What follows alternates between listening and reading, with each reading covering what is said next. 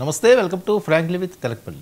సమకాలీన రాజకీయ అంశాలు, లేటెస్ట్ పొలిటికల్ అప్డేట్స్ అందించడానికి మనతో పాటుగా సీనియర్ సంపాదకులు తెలకపల్లి రవి గారు సిద్ధంగా ఉన్నారు. రవి గారు నమస్తే సార్. సార్, ఆ డబ్బుతో ఓట్లు కొన్నారా? లిక్కర్ కేసులో కొత్త ఆరోపణలు. అసలు ఏంటి లిక్కర్ కేసు అనే దానికి ఎండ్ కార్డు పడదా?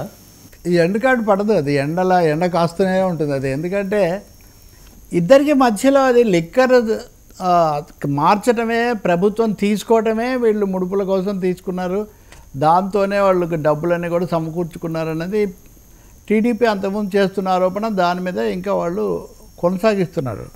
వాళ్ళేమో మేము చౌకగా ఇస్తుంటే మీరు పెంచడం కోసం తీసుకొని మీ బినామీలకు ఇచ్చారు ఏదో ఆరోపణ. ఏదైతేనేమి గత జూన్ అప్పటి నుంచి కూడా ఇది జరుగుతూ ఉంది. జూన్ 19న ఎప్పుడో ఛార్జ్షీట్ వేశారు మొదటిది.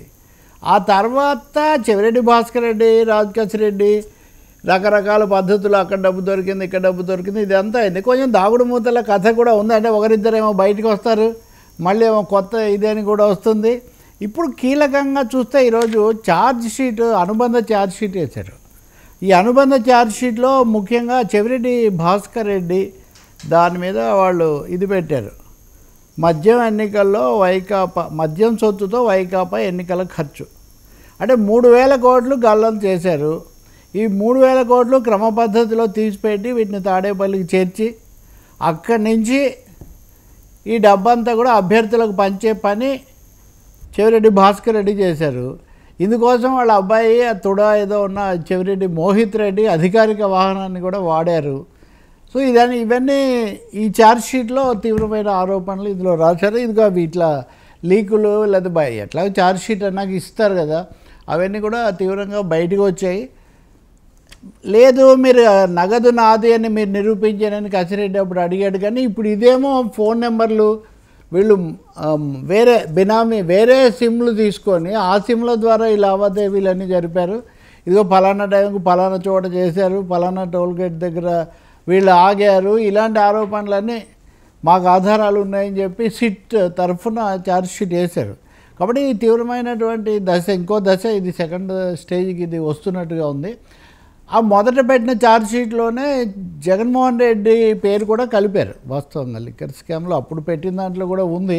ఇక్కడ చెవిరెడ్డి నేరుగా అధిష్టానంతో లేదా జగన్మోహన్ రెడ్డి సీఎంఓ ఆఫీస్తో చేస్తూ ఇవన్నీ కూడా చేశారు అన్నది ఆరోపణగా ఉంది. ఇది మళ్ళీ తదుపరి దశ ఇది ఎక్కడికి వెళ్తుంది? ఇంత లోపల వాళ్ళు రెగ్యులర్ బెయిల్ కోసం మిథున్ రెడ్డి వేసిన ఇది కానీ కొంతమంది బెయిల్స్ ఏమో తిరస్కరిస్తుంది ఏసీబీ కోర్టు. ఇంకోటి వాళ్ళకి 21 అభ్యంతరాలు ఏమన్నారో ఆ అభ్యంతరాలను మీరు చేయలేదు కాబట్టి వీళ్ళకి డిఫాల్ట్ బెయిల్ వస్తుందని బెయిల్ ఇచ్చారు. దాని మీద మళ్ళీ అది హైకోర్టులో సవాల్ చేయబడింది. అది కూడా అలా నడుస్తూ ఉంది.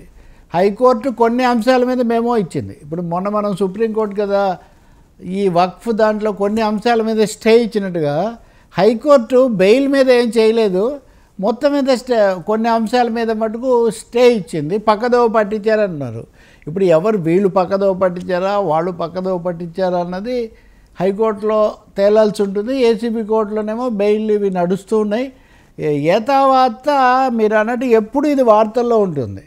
చాలా భారీగా పేర్లు, మొత్తాలు, డబ్బులు, భారీ ఆధారాలు చూపించడం, వెంటనే 2-3 పత్రికల్లో కూడా చాలా దాదాపు పూర్తి పాఠాలు ఒక పేజీ 1.5 పేజీ అలా సమాచారం ఇదంతా వస్తుంది. ఇవి డబ్బులు ఎన్నికల కోసం వాడారు అంటే ఒకటైతే నిజం, 1,00,000 కోట్ల కుంభకోణం అని 3,000 కోట్లు నగదుకు సంబంధించి వీళ్ళ దగ్గర ఆధారాలు ఉన్నట్టుగా వీళ్ళు చెప్తున్నారు. మరి ఏం జరుగుతుంది? చెవిరెడ్డి భాస్కర్ రెడ్డి వీళ్ళంతా డిఫెన్స్ చేసుకోవడానికి వాళ్ళు చేస్తున్నారు. అవసరమైతే సుప్రీంకోర్టు దాకా కూడా వెళ్తున్నారు వీళ్ళు మళ్ళీ ఇంకో దశలో. కాబట్టి ఇంకా చాలా రోజుల పాటు ఇది లిక్కర్ కేసు చుట్టూ మనం చక్కర్లు కొట్టడం తప్పనిసరిలాగే ఉంది. అంటే బియాండ్ డౌట్ అంటారు కదా, కోర్టుకు పూర్తి సంతృప్తికరంగా వీళ్ళు చెప్పడం, కోర్టు సాటిస్ఫై అయ్యి ప్రాసెస్ ప్రారంభించటం, ఇదంతా ఇంకా సమయం పట్టే వ్యవహారమే. సార్, అంటే తాడేపల్లి జగన్మోహన్ రెడ్డి గారు ఇంటికి వెళ్ళింది అంటే వెళ్ళలేదు, వేరే ఏదో అపార్ట్మెంట్ దగ్గరలో ఒకటి ఉంది వాళ్ళకు, దాని పేరు చెప్తున్నారు, అక్కడికి చేర్చారు వీళ్ళు అని చెప్తున్నారు. అదే దాంట్లో ఇదంతా ఉంది అని అక్కడికి చేర్చారు. డబ్బు ప్రధాన లబ్ధిదారుల్లో చెవిరెడ్డి ఒకరు అని వీళ్ళు లాగ్ బుక్స్ కూడా మాయం చేశారు వీటన్నింటినీ. ఇదంతా చాణక్య అని ఒక ఆయన ఉన్నాడు. తాడేపల్లి ప్యాలెస్ సమీప ల్యాండ్ మార్క్ అపార్ట్మెంట్లోని ప్లాట్ నెంబర్ 312లో మద్యం ముడుపుల సొమ్ము భద్రపరిచేందుకు డెన్ ఏర్పాటు చేశారు. ఇది land mark apartment plot number 312 దాంట్లో చేశారు. ప్రణయ్ ప్రకాష్ దీనికి ఇన్ఛార్జి. రాజ్ కేశిరెడ్డి, చెవిరెడ్డి భాస్కర్ రెడ్డి ఆదేశాల మేరకు ఈ ముడుపుల సొమ్మును సంబంధిత వ్యక్తులకు ఆయన అందజేసేవాడని. ఇంకో విశేషం అంటే దీంట్లో విజయసాయి రెడ్డి పేరు కూడా కొనసాగుతూ వస్తుంది. జగన్మోహన్ రెడ్డి పేరేమో ఆయన ఆదేశాల ప్రకారం జరిగిందని చెప్పడం ఒకటి.